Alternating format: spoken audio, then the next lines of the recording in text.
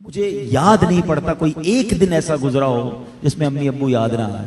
جس کے پاس ہیں پھر کیوں نہیں ان کی خدمت کرتے؟ یہ چلے جائیں گے تو پھر ملنے کے لیے قبرستان جانا پڑے گا, پھر قبر پر جا کر ان سے باتیں کرنی پڑیں گی, لیکن جواب نہیں آئے گا. تمہارے پاس ایک رحمت کا سائبان ہے. اب تو سائنس بھی یہ کہتی ہے 5-6 سال کا بچہ اور 60 سال کا بوڑھا یہ برابر ہوتا ہے.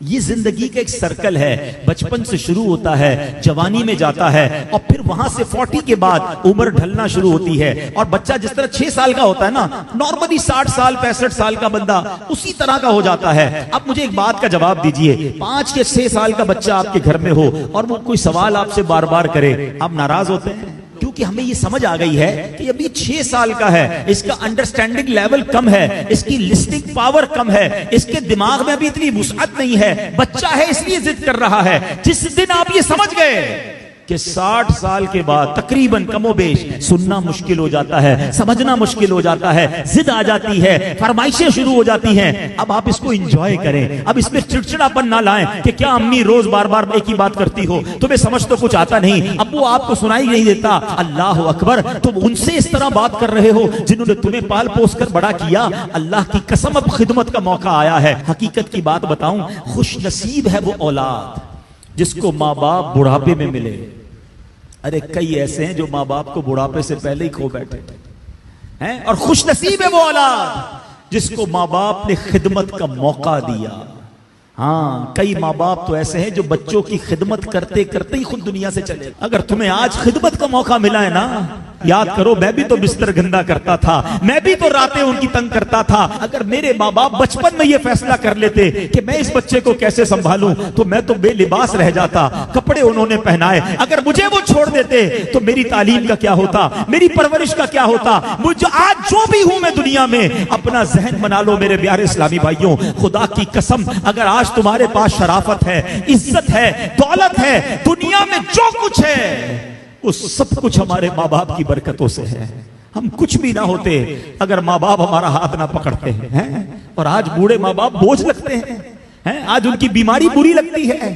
آج ماں باپ کو بچہ کہہ رہا ہے میں رات کو دوائی نہیں دلاتا, صبح لے جاؤں گا. اسی بچے کو آدھی رات کو اس کا دوست فون کرے, یار میری موٹر سائیکل خراب ہو گئی ہے, پریشان ہو گیا ہوں. ارے تیرے لیے جان حاضر, ابھی آتا ہوں. دوست کے لیے ٹائم ہے تمہارے پاس, ماں باپ کے لیے ٹائم نہیں ہے. واللہ میں صحیح بتاؤں, ان بچوں کے پیسوں کا نصیب جاگا ہے کہ جن بچوں کے پیسے ماں باپ پر خرچ ہو جائیں. لوگ بچے یہ بھی کہہ رہے ہوتے ماں باپ کو کہ یہ میرے ہیں, میں آپ کو کیوں دوں, میں نے کمائے, تف ہے. یہ کوئی باتیں کرنے والی باپ سے, جس باپ نے اپنے پیٹ کاٹ کاٹ کر ہمیں کھلایا, اپنی خواہشیں مار مار کر. ہو سکتا ہے کبھی بچپن میں کسی کھلونے کی دکان سے ہم گزرے ہوں اور ہم نے کہا ابو یہ کھلونا لینا ہے, باپ کے جیب میں پیسے تھوڑے ہوں, باپ نے اپنے لیے کچھ خریدنے کا سوچا ہو, مگر سوچا ہوگا کوئی بات نہیں جوتے نہیں لیتا, کوئی بات نہیں آج یہ والا کھانا نہیں کھاتا, بچہ رو رہا ہے اس کو کھلونا دلا دوں. انہوں نے ہماری خواہشیں پوری کی, اور آج بچہ یہ کہہ رہا ہے کہ یہ پیسے میرے ہیں.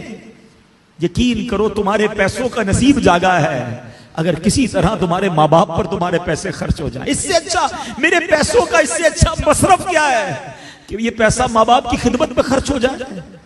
لیکن آج جو واقعات سننے کو مل رہے ہیں دل دہل جاتا ہے. ہم نے علماء کی کتابوں میں پڑھا ہے کہ بیٹا والد کے ساتھ ایسا بہیو کرے, اس طرح زندگی گزارے جیسا آقا کے سامنے غلام ہوتا ہے. مگر آج سننے کو جو باتیں مل رہی ہیں نا کہ بوڑھا باپ بیٹے کے آگے غلام بنا ہوا ہے. وہ اولاد کیسی ہے, زبان لٹک نہیں جاتی جو ماں باپ سے ایسے بات کرے.